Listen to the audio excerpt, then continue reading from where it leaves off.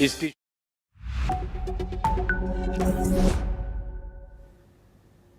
Hello and welcome. I'm Suma Katauka and you are watching NewsX World. Let's take a look at some of the top stories. UK Deputy Prime Minister David Lammy has said that recognizing a Palestinian state would not create one overnight, and it must be part of a wider peace process, according to media reports. He further added that Prime Minister Keir Starmer will decide on the issue later today, as UK seeks to keep the prospects of a two-state solution alive. While Israel has continued its barrage expanding military on Gaza City with a goal of sieging the city entirely, as reports from Gaza Health Minister says 60 Palestinians have been killed, and as Hamas continues to warn that the Israeli hostages' lives are at risk.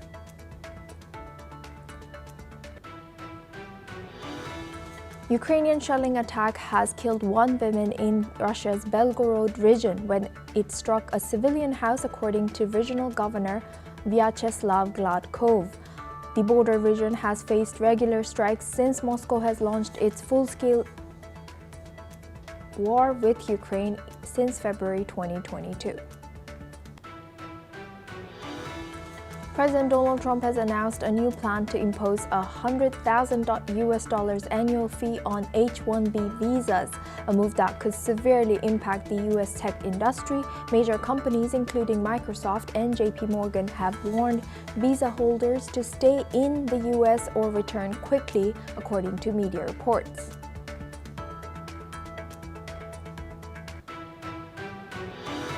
A US-China agreement will give ByteDance just one of 7 board seats in TikTok's new US entity, with Americans holding the other 6, while control of the app's algorithm will not be under ByteDance. For now, President Donald Trump is facing a deadline set by Congress to shut down the app in US unless sold. He's pushing this deal to preserve TikTok's access to its 170 million US users.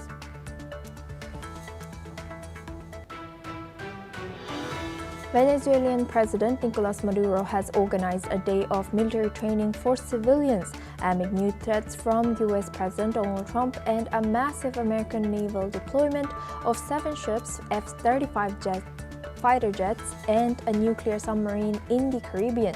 Defense Minister Vladimir Padrino Lopez has accused Washington of waging an undeclared war. Turkish President Recep Tayyip Erdogan has said that he will condemn Israel's massacres in Gaza at the UN General Assembly and push for wider recognition of Palestine to advance a two-state solution. He further added that his U.S. trip will include talks with President Donald Trump, as well as a meeting with Syrian President Ahmad al-Sharaa. Chinese citizen journalist Zhang Zhang, a 42-year-old whose reporting documented the pandemic's early days, Zhang, who was first jailed in 2020 for reporting on COVID-19 in Wuhan, has been sentenced to an additional 4 years in prison on the same charges of picking quarrels and provoking trouble, according to Reporters Without Borders. As the United Kingdom moves ahead with the recognition of a Palestinian state, UK Deputy Prime Minister David Lammy has issued a statement. Deputy Prime Minister Lammy has said that the UK's recognition of Palestine is intended to keep the two-state solution alive, and has noted that Prime Minister Keir Starmer would be soon announcing a decision regarding Palestine. He highlighted that recognition does not establish a Palestinian state overnight, stressing that it can only be achieved through a durable peace process. The statement comes as Britain and Portugal are expected to announce a recognition of a Palestinian state, while other Western powers like France, Canada, Belgium, and Australia also move ahead with similar plans.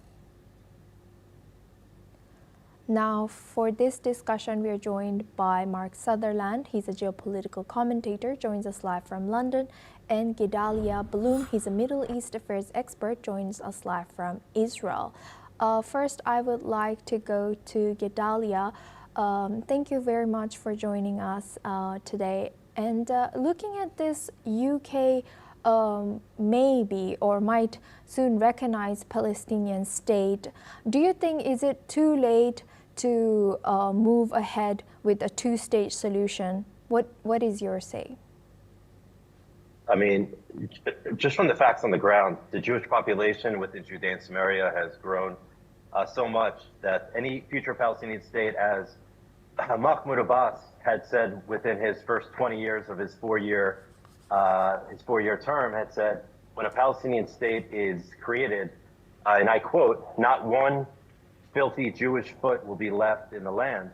We have over 600,000 Jews. If anybody remembers what happened with the expulsion of Jews out of Gaza, there was only 9,000 and the whole country shut down. It's a logistical impossibility to remove every single quote unquote filthy Jew from Judea and Samaria. So yes, I think it's a complete impossibility. And I'm not sure exactly why England believes that the British Empire still exists today, where they could dictate policy from thousands of miles away. And Mark, I would like to come to you now. Mark, what is your take? Would you like to add something on our other guests' comments as well? Azuma, good to be with you and to meet your wonderful guest there. It's much appreciated. Frankly, asking my personal opinion, which you are, I am appalled. There are many, many people in the UK, believe it or not, that are profoundly disagreeing with their government. And I would say to the now Deputy Prime Minister Lammy, he needs to look at his history. He needs to then go back to November 29, 1947, and look at then the plan to try and to then have a two-state solution, which, if I understand history, has been turned down at least 4 times.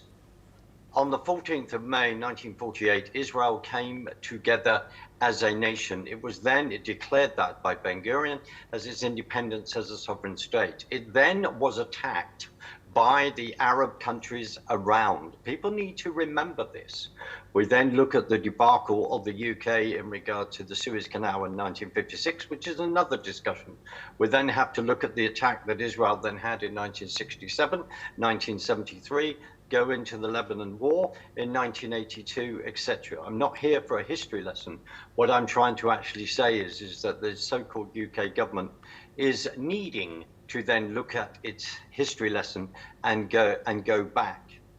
But it doesn't seem to do that. And the other thing is they need to then read the Montevideo remit and that and go back to that conference in 1933 in Uruguay.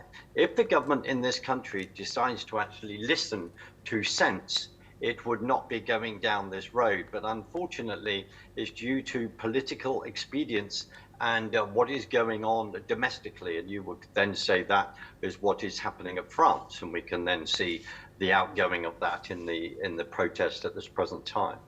Asuma. And Mark, building on that answer, do you think that this solution, if they do, UK does recognize as Palestine, would it change anything? As also David Lammy has said that it won't change things overnight, but what do you think would be the effect? I don't think it would change anything on the ground. We have to remember the 7th of October 2023 with what happened in regard to the Hamas attack and etc. and other people within Gaza that then would deny the fact that they are members of Hamas. And look at what happened with 1,200 plus people being killed and 250 hostages taken. And as we say, this war, it would have ended the day after if all those hostages had been released. A lot of this is just, to me, it's like political theater. The other thing we have to say is that various comments can be made within the UN, but it does not make it legal. And when you are then putting within the UN a particular mindset of belief, and if you actually go back to how many times they have put a measure or censored Israel, it's more than any other country in the world by the multiples, I would say, of hundreds. It has to be looked wider in regard to what people are trying to do. And I have to say this to you, as much as this may seem uncomfortable, the idea is to then, according to countries around, because of their previous actions, they then wish to get rid of Israel as a nation state. There is an obsession in regard to that. If you then look back at history, and before anyone says, well, you're being biased, Mark, I would actually say to them, go through the history. No other nation actually has to suffer this. No other nation would then put up with this. And why then should Israel, who has worked very hard to live at peace with its neighbors, other people, of course, on another side of the directory of disagreement, would then disagree with me on that. But this is the situation that we have. Political theater, we've got no time for it. People would like to negotiate. And as I say, as been pointed out by your great guest there, you look at the Israeli withdrawal out of Gaza to turn around and say, we've had to go at a two-state solution. That was Gaza. You could even argue, definitely, within various mandates, that the creation of Transjordan, that actually Jordan is a Palestinian state. And that is where people then need to go. There's a lot of history to unfold there that we don't have time in this discussion. Asuma. Right. And Gedalia, what is your take on this? What can happen if Palestinian state recognition? How will it impact on this? How will it impact? Yes. Well, as much as I would like to agree with everything your esteemed guest has said already, and I think I was a bit of a crapshoot hearing that I was going to be speaking with somebody from Britain, but then I saw a British flag and I thought, okay, we're okay. We're dealing with the Patriot. Most people in Britain, 9 out of 10 people, do not support a Palestinian state. I think people are starting to realize that calling for a Palestinian state has nothing to do with securing and strengthening the Arab population. Instead, the flag has become a Trojan horse and a symbol to upend Western civilization, which is why on the streets of London, you'll see the Palestinian flag being flown, and what you won't see is the British flag. And this is why I am very happy to see actually on the ground that the majority of the people, I believe, the silent majority, are starting to get their voice back in flying the British flag again with pride and rejecting this Trojan horse that is seeking to upend their own civilization, which they see is happening right now in London. Well, the thing I will disagree with my esteemed colleague here is that I do believe that there will be a significant change after this declaration, and the French declaration, Canadian, Australian, Spain, and a number of others. And I think that it's going to strengthen the resolve of the jihadi, who believes that killing Jews, it comes with a reward. On the other side, from the Israeli perspective, it will push us further away from any two-state solution. It will push us to annex and create sovereignty over all of Judea and Samaria. So, in fact, I believe that this push is going to actually be much better in the end of the day, not only for Israel, but for the Arabs. And we see that 20% of Israeli citizens are Arab, and who will not choose and will fight tooth and nail to remain Israelis if they were ever forced to choose between living in an Arab country or a Jewish state. And so I do believe that we already have the opportunity for peace between Jews and Arabs. We see it. We have a test case. We have a pilot. And now if we do annex Judea and Samaria, I think that there's a lot of work and a lot of generational work that needs to be done to deprogram the extremists and even exile many of them. But I do see that a one-state solution under Israeli law will be the greatest way towards peace. And I hope the British people understand this and they support this pathway. Thank you, Gedalia and Mark Sutherland, for joining us and sharing that insight. Please stay with us as we stay on this topic now. The Israeli military has confirmed that 2 projectiles were fired from Gaza, with one intercepted by its air defense systems, while the other landed in southern Israel. Meanwhile, Palestinians say that the widespread damage was caused by Israeli airstrikes on Gaza City and has left at least 6 people dead since dawn, according to Gaza's civil defense agency. The strikes targeted areas sheltering displaced civilians, including a school near Al Yarmouk Stadium. Let's listen in to what some Gazans have said. ما لقيت الا اشي بهود عليه الساعة 2 اشي بنك وشي حجار وشي عظم وشي كذا وشي كذا. انا طلعت ولادي من تحت الغضب يعني هاي الطفلة هذه تعملت بطلعها. الاطفال كلها هيك انت شايف هي كلها قبيص.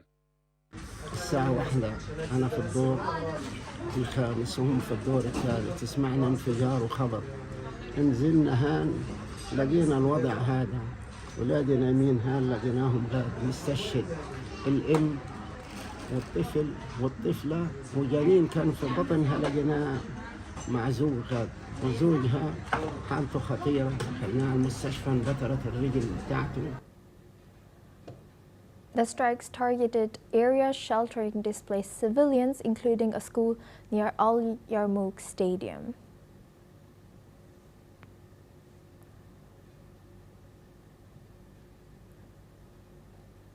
Now we move on to our next news.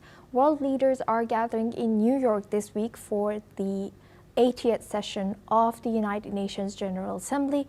The high-level debate will open on September 23rd and continue until September 29th. This year's theme focuses on peace, development, and human rights as the UN marks its 80th anniversary.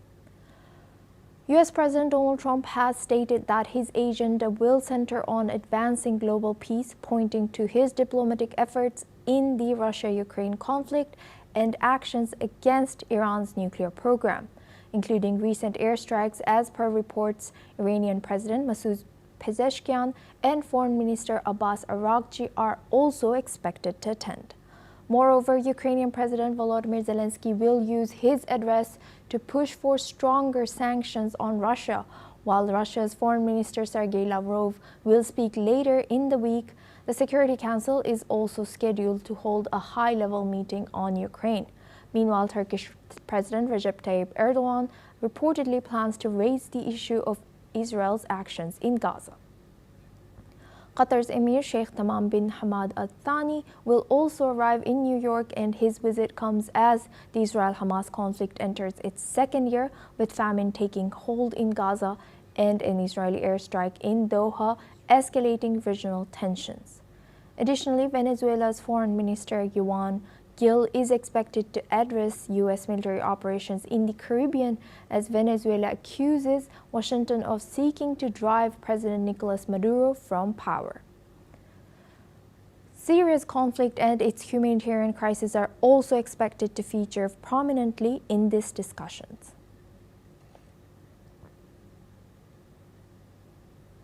Now, for this discussion, we are joined by Mark Sutherland. He's a geopolitical commentator, as well as Gedalia Bloom. He's a Middle East affairs expert, joins us live from Eli, Israel. First, I would like to go to Gedalia. Gedalia, from our earlier discussion, thank you very much to both our guests for staying with us. And Gedalia, from our first discussion, you mentioned that the success of one-state solution, not two. Can you tell us what do you mean by that, and maybe briefly tell us the reason or history? Yeah, I mean, just generally speaking, let's dumb it down to like a third grade level, growing the borders of freedom and democracy is a good thing, and contracting the borders of tyranny and jihad is also a good thing. And growing jihad and tyranny is a bad thing. And I think that's exactly what calling for a Palestinian state is. It is growing the borders of jihad and tyranny. And so basically, Israel has laws that are indiscriminate according to race, sex, everything. And so anybody who lives as an Israeli citizen is given equal rights. That is very clear with the 2 million Arabs that live as Israeli citizens, who are very happy living here. So we have a test case already. There's no theoretical about whether Arabs and Jews could live together in peace. We've already shown it.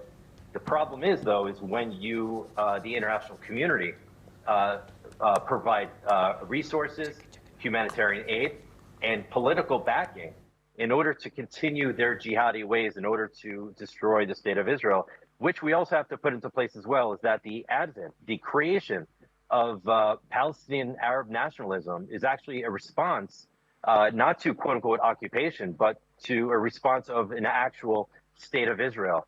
And I would like to actually argue that, and I think my esteemed colleague would probably agree as a historian that he is that there was no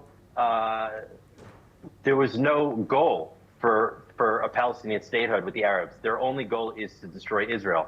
So if those who seek to remain, who seek Israel to remain as a state in the global community, I think the only way is to reject outright any pathway to an independent Palestinian state.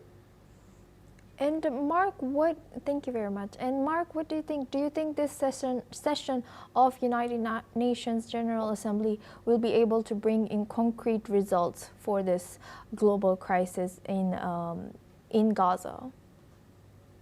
I have to say I completely agree with what Gedalia has said. When you look at the members of the UN, you look at the previous comments that have been said over the last couple of years. If you look at the amount of times that they have put a censorship against Israel more than any other country, I think it's about 140 times. You have to bear all of this in mind. And as much as it's profoundly uncomfortable beyond this discussion for some, it is about basically getting rid of Israel as a nation state. That is what these people, this is what other countries surround wish. We have to remind ourselves of what Iran has been up to by creating this fire of the Hamas, the Houthis, what has been Hezbollah, etc. And remember all of this and the ideology that they have, where they call America the big state, Satan, and Israel the little Satan. And the thing is, people are they're virtually saying this out loud. We're nearly at that point, and their actions are certainly saying that. And I'll just back up another point that I think Gedalia said, which is this: we have to remind ourselves, Lammy, the deputy prime minister then of the UK, as soon as they came in, soon after, then made sure that the UK was refunding UNRWA. Discussions about UNRWA, Einat Wilf is the expert on that. You should get her on here. And this whole thing of the right of return is an important discussion. Very important discussion. But we decided to start refinancing that. Many people in this country disagree with that. The previous government stopped the funding of UNRWA. The first American administration, Trump, did that. And they have made sure that that's happened again, even though the Biden administration did that. Why am I saying this? History is important. The actions of people that have gone on over many years are important. And it isn't just it's a very easy thing for people to think, oh, from September the 22nd to 29th, all of this will be resolved. No, Israel is fighting for its own existence and has just been very clear. If your then actions as other countries are then rewarding a jihadist thinking, rewarding what happened on October the 7th, 2023, then those people really need to do some very important reflection. Your guest here is a Middle East expert. He is living this every single day. Many people that will then meet in the UN outside the Middle East are not living this every day. And they think that making some kind of legal pronouncement, other pronouncements, oh, we can solve this. They often say, yes, history rhymes. We have to understand history so we do not repeat what has happened in the past. And I am not saying at all, yes, that the UK at times has had some wonderful, glorious participation here. No, it has done some appalling things, and quite rightly, your guest points those out. But yes, we have to look at what's happening, as I say, on the ground, Asuma, and actually just step back and, as I underline again, understand history and understand what's going on. Asuma. Yes, thank you very much to both our guests, Gedalia Bloom and Mark Sutherland, for joining us and staying with us throughout our news. Now we move on to South America. Venezuela has organized military training for civilians, which is being done from 2 days and in response to the U.S. deployment in the Caribbean, and this comes amid new threats from President Donald Trump. Nearly a month ago, Washington deployed warships to international waters off of Venezuela's coast, backed by F-35 fighter jets sent to Puerto Rico in what it calls an anti-drug and anti-terrorism operation. Venezuelan Defense Minister Vladimir Padrino Lopez has accused Washington of waging undeclared war in the Caribbean after U.S. strikes killed over a dozen alleged drug traffickers off of his country's coast. Now for this discussion, we go back to Mark Sutherland. He's a geopolitical commentator, joins us live from London. Thank you very much, Mark, for staying with us. Now, looking at this news, what are the implications of Venezuela organizing military training for civilians? President Trump, within the administration, have been deeply concerned about the amount of drugs that have been flowing into America over many years, through the last 4 years in the Biden administration, before that, before Obama, the 8 years of Obama, before President Trump came in 2016, in his first administration. They are very concerned about that, what's been coming over the southern border over the last 4 years. In the previous administration, Mayorkas then saw basically an invasion into America of millions and millions of people. People assess that could be anywhere between 11 million to 50 million people, depending on who you talk to. And that may sound an exaggeration, but look at the size of America and what's gone on when they had this open border. President Trump is also very concerned about the fentanyl coming in, and also from via Canada. And he sees when Venezuela, in regard to economically, to some it would be a way of then getting hard currency in to then help their economy. And they do have access to a huge economy if they wish to then drill and then behave like a proper nation state. It's the ideology that they see of communism, socialism, that the American administration, of course, are then going to be deeply upset about. But they're deeply upset that over the last 4 years, by having a border that was wide open, and crimes that were put upon the American citizens, that is not to be tolerated by this administration. Hence why they are pushing back. And of course, that's not going to go down well with various people, because he is actually standing up for his nation. Asuma. Thank you very much, Mark, for staying with us and sharing your expertise as a geopolitical commentator. Now we move on to Asia. Thousands of Filipinos are flooding the streets of Philippines, Manila, in massed protests against alleged corruption in flood control projects. Protesters are accusing lawmakers, officials, as well as contractors of pocketing massive kickbacks. Police are on high alert as rallies take place at EDSA and other key sites. Protesters are waving flags as well as calling for justice, not violence. The US and Australian embassies have warned citizens to stay clear. President Marcos has launched an inquiry after admitting the corruption was horrible. Let's have a look at what some protesters have said. The people are very angry because they have been victims of flooding for all these years. And flooding has made their lives so difficult. And yet the discovery that all the billions of pesos that were supposed to help them, that were supposed to solve the problem, have ended up lining the pockets of all these corrupt politicians, government officials, and contractors. We are calling on government to hold to account everyone who is involved in that corruption. No sacred cows, no allies, everyone who is involved. We are here to remind our people that during the anniversary of martial law was not just about authoritarian rule. Martial law enabled the plunder of our nation's wealth. Unfortunately, authoritarianism and plunder continue to plague our country. So we are here to demand action from the government. We are here to demand accountability against corrupt officials in the government. Now for this discussion, we are joined by Dr. Satoru Nagao. He's a fellow at Hudson Institute, joins us live from Tokyo. Thank you very much, Doctor, for joining us again.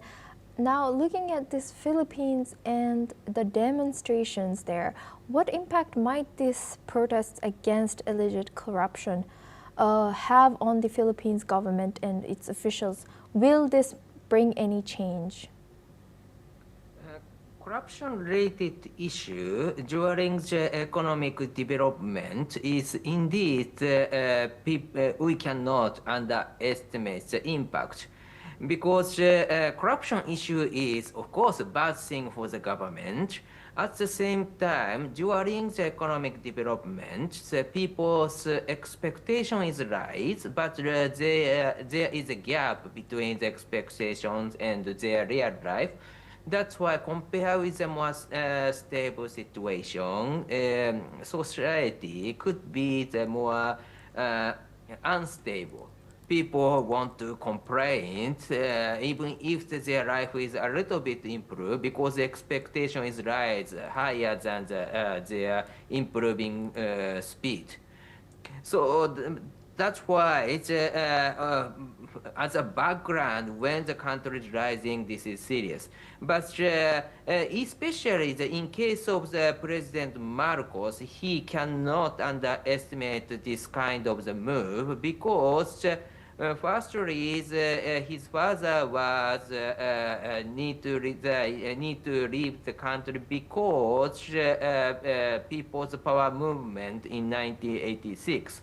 So demonstration against the corruption was the main reason his father faced such kind of situation. And another reason is in the Philippines still some certain number of the former President Duterte supporter is there, and they want to exploit such kind of situation to overthrow the government.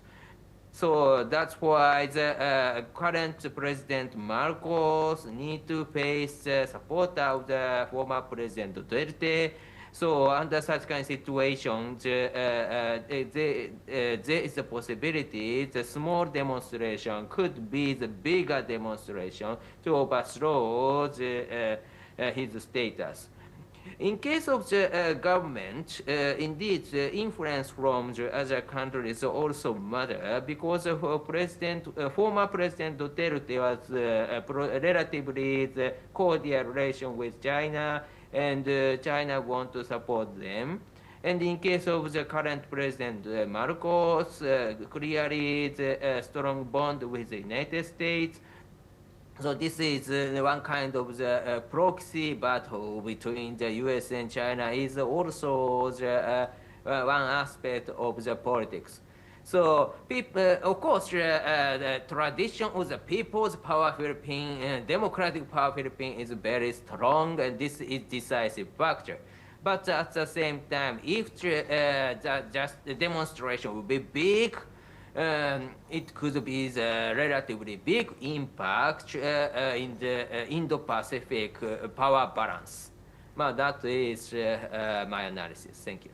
Yes. Thank you very much, Dr. Satoru Nagao, for joining us and sharing your insight all the way from Japan. Now, well, this is all we have time for. We will continue to bring you more news updates from around the world.